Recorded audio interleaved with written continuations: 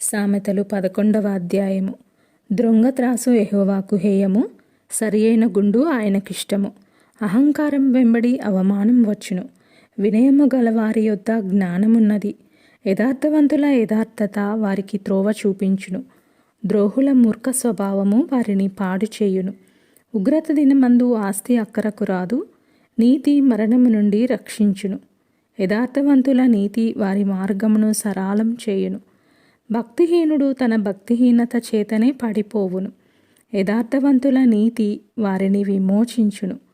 విశ్వాసఘాతకులు తమ దురాశ వలననే పట్టబడుదురు. భక్తిహీనుడు చనిపోగా వాని ఆశ నిర్మూలమగును.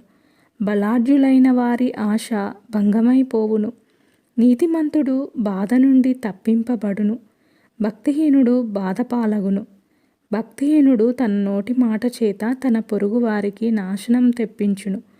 తెలివిచేత నీతిమంతులు తప్పించుకొందురు. నీతిమంతులు వర్ధిల్లుట పట్టణమునకు సంతోషకరము. భక్తిహీనులు నశించునప్పుడు ఉత్సాహధ్వని పుట్టును.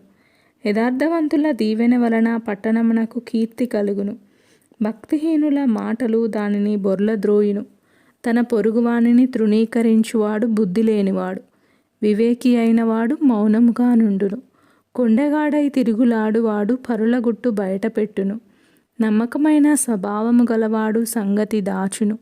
నాయకులు లేని జనులు చెడిపోవుదురు. ఆలోచనకర్తలు అనేకులుండుట రక్షణకరము. ఎదుటివాని కొరకు పూటబడినవాడు చెడిపోవును. పూటబడ నొప్పనివాడు నిర్భయముగా నుండును. నెనరుగల స్త్రీ ఘనతనందును. బలిష్ఠులు ఐశ్వర్యము చేపట్టుదురు. దయగలవాడు తనకే మేలు చేసుకొనును. క్రూరుడు తన శరీరమునకు బాధ తెచ్చుకొనును. భక్తిహీనుని సంపాదన వానిని మోసం చేయును. నీతిని విత్తువాడు శాశ్వతమైన బహుమానమునొందును. యథార్థమైన నీతి జీవదాయకము. దుష్టక్రియలు విడువక చేయువాడు తన మరణమునకే చేయును. మూర్ఖచిత్తులు యెహోవాకు హేయులు. యథార్థముగా ప్రవర్తించువారు ఆయనకిష్టులు. నిశ్చయంగా భక్తిహీనునికి శిక్ష తప్పదు. నీతిమంతుల సంతానము విడిపింపబడును. వివేకము లేని సుందర స్త్రీ పంది ముక్కుననున్న బంగారు కమ్మి వంటిది. నీతిమంతుల కోరిక ఉత్తమమైనది. భక్తిహీనుల ఆశ అహంకారయుక్తమైనది. వెదజల్లి అభివృద్ధి పొందువారు కలరు. తగిన దానికన్నా తక్కువ ఇచ్చి లేమికి వచ్చువారు కలరు. ఔదార్యము గలవారు పుష్టి నొందుదురు.